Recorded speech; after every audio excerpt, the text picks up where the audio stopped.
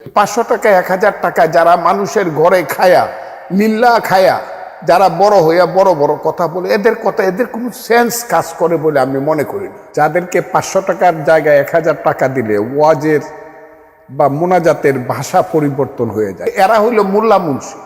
মোল্লাতন্ত্র কিন্তু ইসলাম নয়। কাজে এই বাংলাদেশে মোল্লাতন্ত্র হয়েছে আর ধর্মের নামে ব্যবসা শুরু হয়েছে। সম্প্রতি একজন নেতা বলেছেন, মোল্লারা অন্য মানুষের ঘরে খেয়ে অন্যের ঘরে থেকে আবার 500 টাকা হাদিয়া পেলে নাকি ফতোয়া পরিবর্তন হয়ে যায়। ঢালাওভাবে এভাবে বলা কতটা সঠিক, আপনি কিভাবে দেখছেন?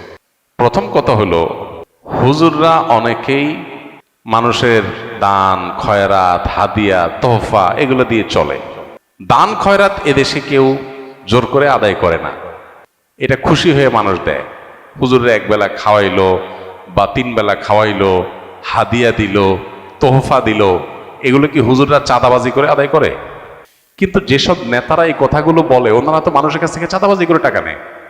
রাজনৈতিক নেতারা, আমি সবাইকে ঢালাওভাবে বলছি না, রাজনীতি করতে গিয়ে নেতা হতে গিয়ে মানুষের কাছ থেকে চাঁদাবাজি করে টাকা নেওয়ার কালচারে যারা অভ্যস্ত, বা যেই সোসাইটিতে সেরকম কালচার পলিটিশিয়ানদের মধ্যে অনেকের মধ্যে আছে, বিভিন্ন দলে আছে, সব দলেই কম বেশি আছে, এই কালচারে যারা ডুবে আছে, তারা যদি আলেম সমাজকে বলে 500 টাকা 1000 টাকা মানুষ আল্লাহ রাস্তায় দিলে খায়, তাহলে এটা হলো চালনি সুইকে যে বলে তোমার পেছনে ছিদ্র আছে, ওইরকম।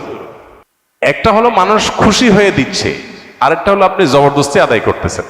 জবরদস্তি আদায় করে চাঁদাবাজি চলা কালচারের মধ্যে ডুবে থাকা একটা মানুষ যদি আলেমুল আমাদেরকে এ ধরনের কথা বলে, সেটা হলো সবচেয়ে লজ্জাজনক অধ্যায়, সবচেয়ে দুঃখজনক অধ্যায়। এই টোনে কথা যারা বলতো তারা তো পালায় গেছে দেশ থেকে। একসময় যারা এই টোনে কথা বলতো তারা এখন পলাতক। যেই মৌলভী সাহেবদেরকে নিয়ে কথাগুলো বলতো এরা কিন্তু দেশেই আছে। যে হুজুরদেরকে খোঁচাখুচি করতো ওই হুজুররা সব আর খোঁচান্নারা পালায় চলে গেছে। আল্লাহ তাআলা এখান থেকে আমাদেরকে শেখার তৌফিক দান করুন। অনেকেই আছেন মাইক পেয়ে গেলে মাত্রা জ্ঞান থাকে না।